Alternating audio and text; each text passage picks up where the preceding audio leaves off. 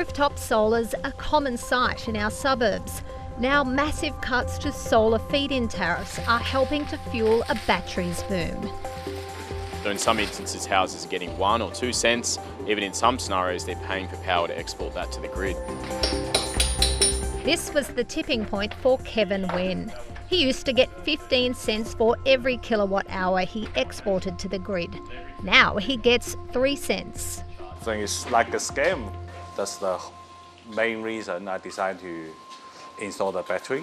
4 million households and businesses have rooftop solar, but only about 1 in 12 or 320,000 have a battery. 75,000 units were installed in 2024. That's a 47% increase on the previous year. Battery attachment rate now. Installation companies say inquiries have soared since regulated power price rises were announced. They're thinking about getting a solar system to be more independent and to be independent from the volatility of the pricing. The average so-called payback time for a rooftop solar system with a battery is about 8 years, but can still be more than a decade without subsidies. It does depend from customer to customer. It is changing and improving at the moment, and it depends on how they're using their energy as well. It's estimated households can save around $1,500 a year on power bills with rooftop solar, and another $1,000 with battery storage. If Australia reaches 1 million solar batteries by 2030, households are forecast to save a total of more than $19 billion. What solar batteries do is they time shift energy from the middle of the day when it's super cheap to make that super cheap energy available at night time when prices spike.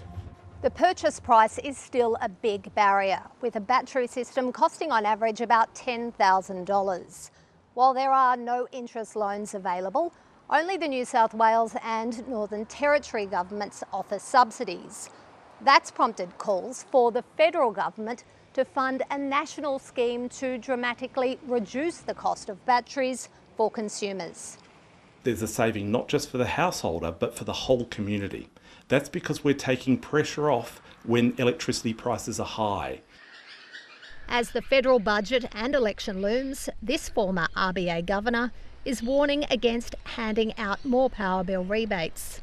As governments continue to provide this household energy relief when energy prices are high, then, it's only a temporary solution.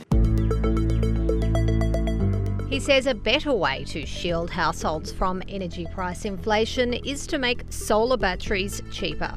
Sun isn't subject to geopolitics, so it's not going to be affected by Russia invading Ukraine.